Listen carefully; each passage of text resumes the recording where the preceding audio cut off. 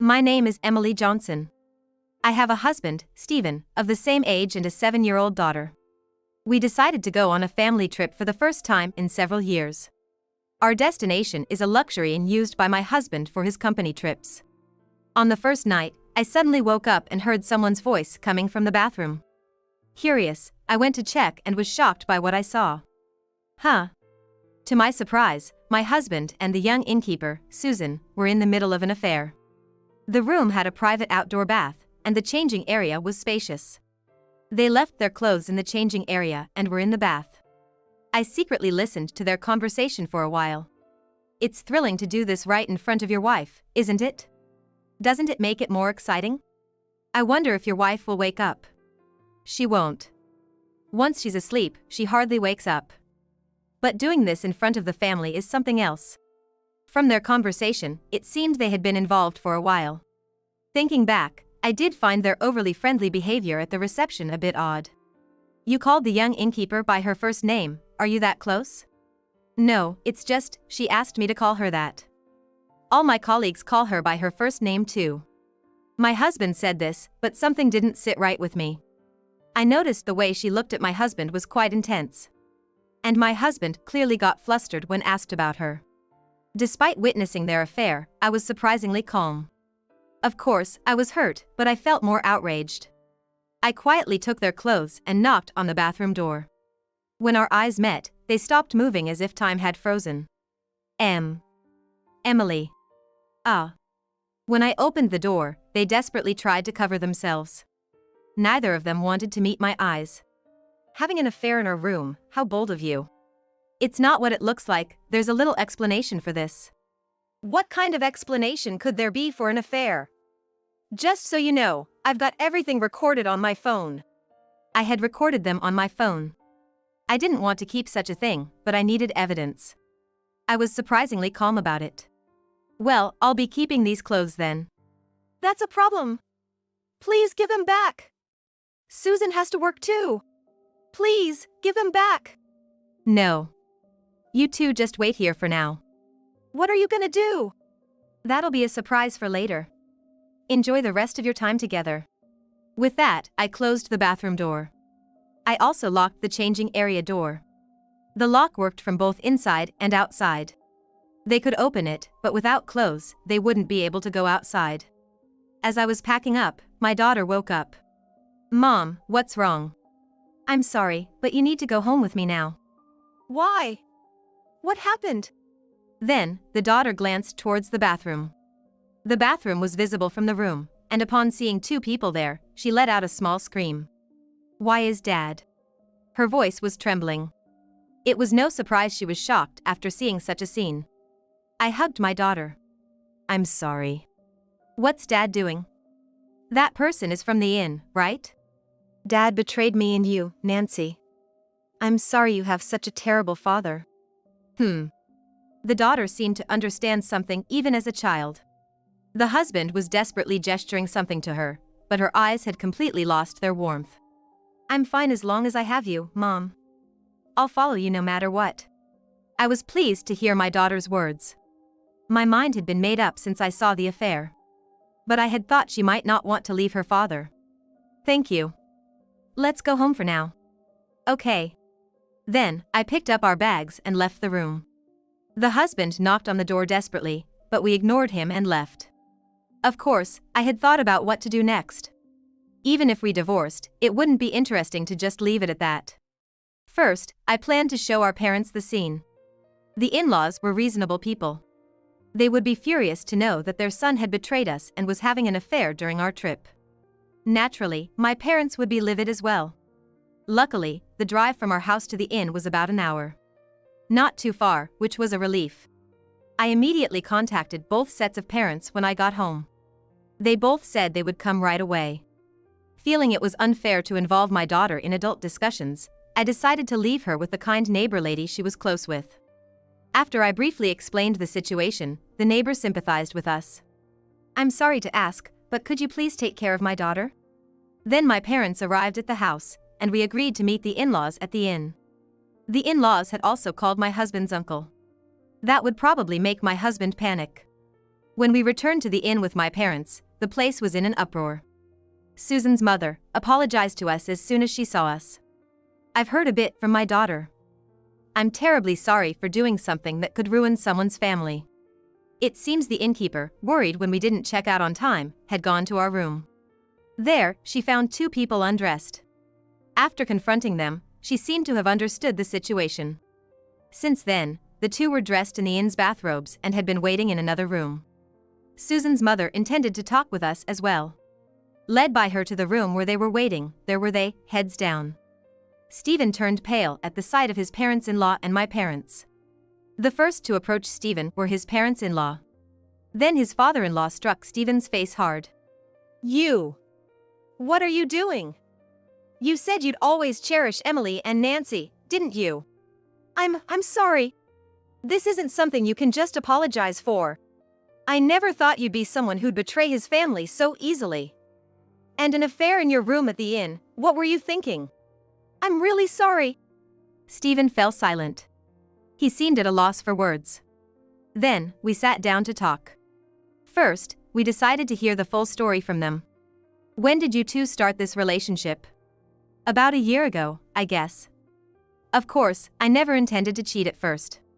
It appeared Susan had made the first move. She had been attracted to Stephen, who visited yearly on a company trip. Knowing he was married, she had restrained her feelings. However, they had a chance to talk, and she couldn't hold back her feelings and confessed to Stephen. Seeing his receptive response, they exchanged contact details and started communicating. Gradually, they began meeting and developed a romantic relationship. Even if you didn't intend to at first, the fact remains you two were involved. You started going out alone more on weekends, and you were meeting her then, weren't you? Stephen nodded slightly. I was just disgusted and could only sigh. Thinking back, Stephen had become distant and checked his phone more often. When I asked, he was noticeably flustered. He had also suddenly started locking his phone, which he hadn't done before. I never snooped, but it did bother me. I felt pathetic for not realizing for a whole year. Then, Stephen said, "I'm sorry for betraying you too. But I don't want a divorce. I want to keep living with the three of us."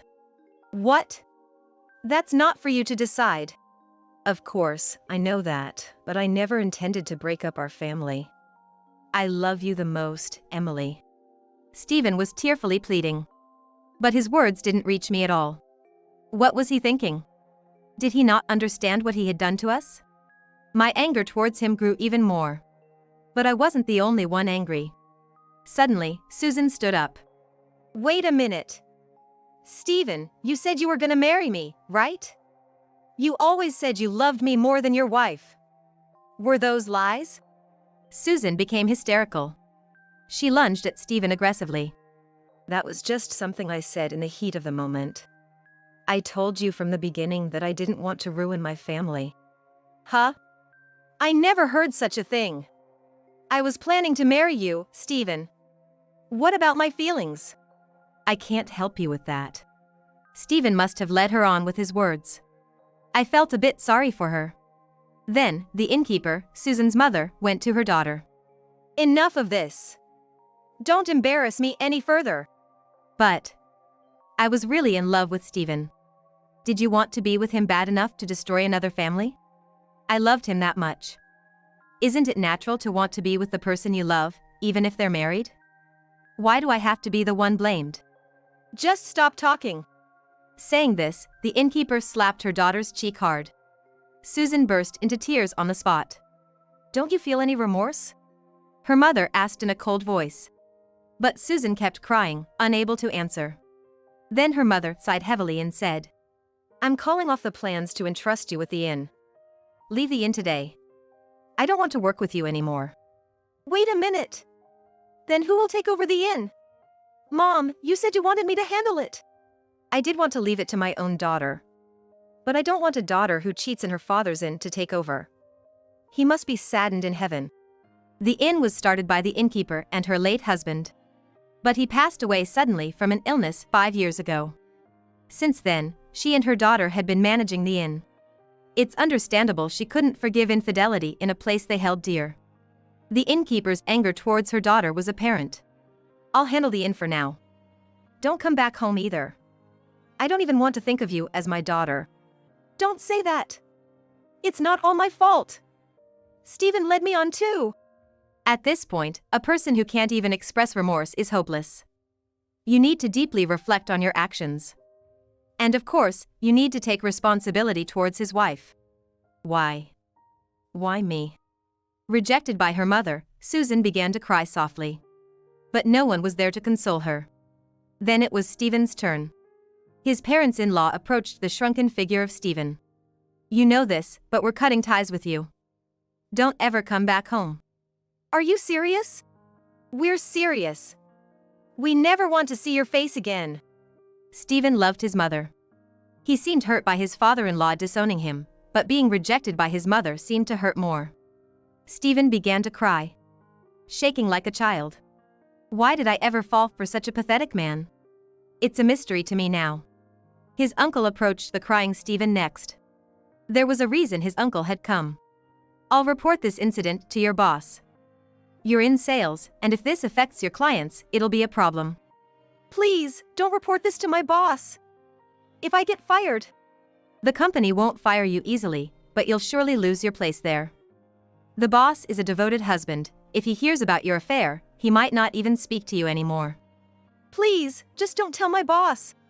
Stephen, trembling, pleaded with his voice. His uncle, who runs his own business, is a CEO. Stephen got his current job through his uncle's connections.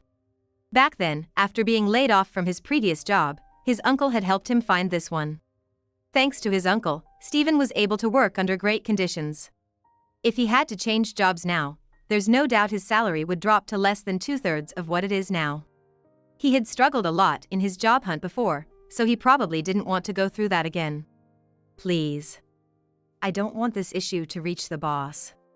I've been doing well at the company, and I don't want to ruin my reputation all at once. You're the one who did something that would lower your reputation. It's your own responsibility. Of course, I know I'm the one at fault, but I think you know this, but I'm also cutting ties with you. Even if you lose your job and struggle to find another, don't come asking for my help. I won't assist you.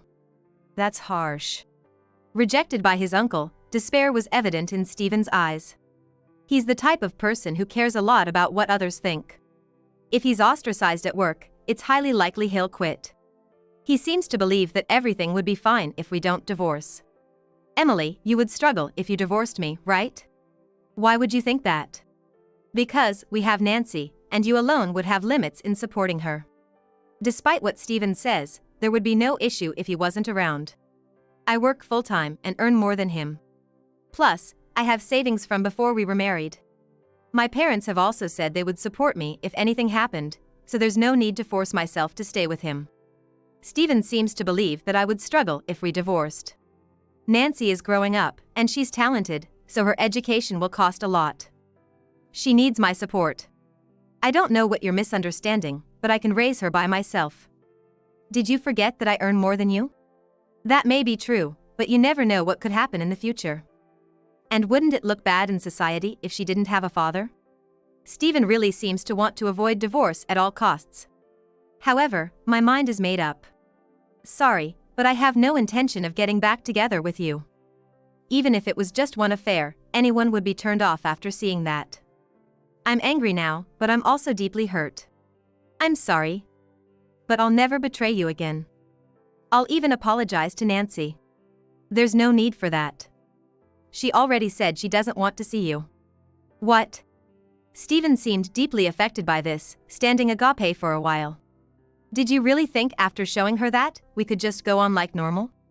But I'm the only father Nancy has. It's unfortunate that you're her only father. She even said she never wants to marry someone like you, a betrayer. I just hope she doesn't develop a negative view of men. Learning that even his daughter had rejected him, Stephen started crying profusely. I was astounded at how much he could cry. Yet, Stephen wouldn't easily give up. Please. You're all I have, Emily. I won't cheat again, and I won't even come to this inn. Just give me another chance. Saying this, Stephen clung to my arm. I shook off his hand. Don't touch me, okay? I've decided to divorce you. Then, his mother spoke up. Persistent men are disliked. You have no say in this, so just follow Emily's decision quietly. Why are you against me too, Mom? Parents are supposed to support their kids.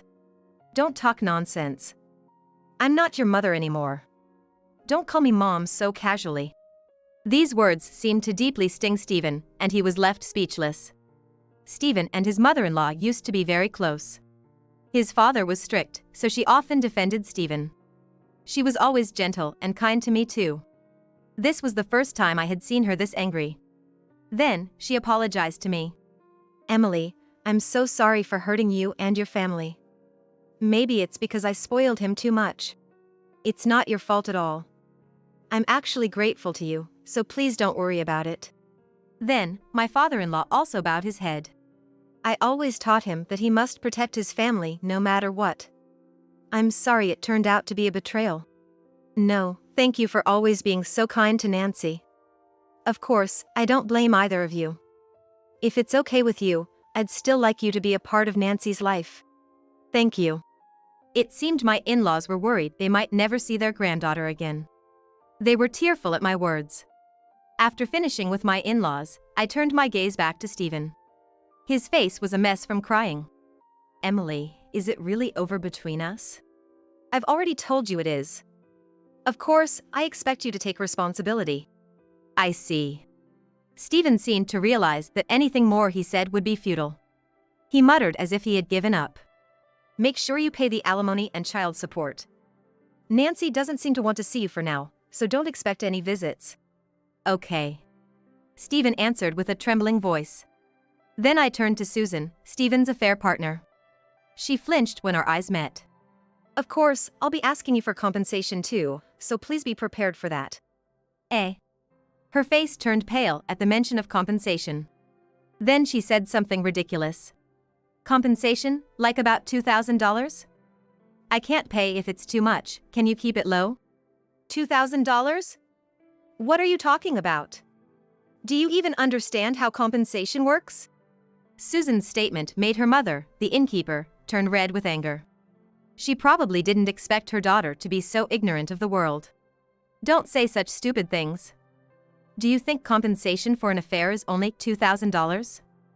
It'll be at least $20,000. We'll discuss the details through lawyers. Wait! I don't have that kind of money. Mom, help me. Susan, pale and desperate, turned to her mother for help. She clearly didn't understand the normal amount for compensation. For reference, Susan is 27 this year. Though young, she's in her late 20s. And should know better. Don't you know anything about having a relationship with a married man? I only heard the name of compensation. That's ridiculous. Her mother sighed heavily. Hey, can you pay it first, Mom? The inn makes money, right? We have money, don't we? Don't joke. You're an adult, aren't you? Clean up your own mess. Her mother shouted angrily. Realizing she couldn't rely on her mother, Susan turned to me for mercy. I won't meet your husband again. Can't you let me off the compensation? I don't have any savings, and I even have debts from overspending due to stress. It seemed her mother wasn't aware of Susan's debts. But that's none of my concern. Of course, I intend to hold her responsible as well. Your debt isn't my problem. It's something you created yourself. But I've been fired from the inn. If I get more in debt, I can't survive. I have a life ahead of me too. What is this woman talking about? I got angry at her absurd statements. My life is at stake too. You two destroyed my family. Think about my daughter who lost her father. Compared to that, your troubles don't seem like much. You brought this upon yourself. You really only think about yourself. I may have spoken harshly, but I think she needed to hear it to understand. Susan started crying, trembling. She didn't say anything more. Finally, I turned my gaze back to Stephen. Let's handle the rest through a lawyer. Nancy and I will be going back to my parents' house. What about the house we live in? If you want to stay there, that's fine. But I doubt you can afford the rent on your own. Our house is a rental. And I've been paying more of the rent since I earn more. Stephen, probably worried about his future, turned pale. How am I supposed to live from now on? Don't ask me. Why don't you live with her? After we divorce, you're free to do as you like. Susan still seems to have feelings for Stephen. But he remains silent, looking down. He probably has no intention of being with her. It was all just a game to him. Susan whispers tearfully. I'm sorry. Stephen apologizes without making eye contact, still looking down. Then Susan starts crying loudly like a child. Her cries could be heard outside the room, and some staff peeked in. Susan knew Stephen was married and still got involved, so I have no sympathy for her. I decided she must take responsibility too. Our divorce was eventually finalized. Thanks to the lawyer, the negotiations went smoothly. Stephen couldn't argue against the legal professionals. We demanded a lump sum for compensation from both Stephen and Susan. On top of that, Stephen had to pay child support and we settled the property division properly. Stephen handed over all the shared assets and paid the child support in full. It was his way of showing some remorse. After the divorce, Stephen quit his job when his affair was exposed at work. He struggled to find another job and is now living in an apartment and working part-time. With the compensation and child support, his savings must be nearly gone, so he's likely living a tight life. Susan is also making ends meet with part-time jobs. As for me, I moved to an apartment with Nancy to start a new life. Nancy doesn't want to see her father, so there's no need to force a meeting. I still have a good relationship with my in-laws and visit them occasionally. I'm looking forward to a brighter future with Nancy, just the two of us.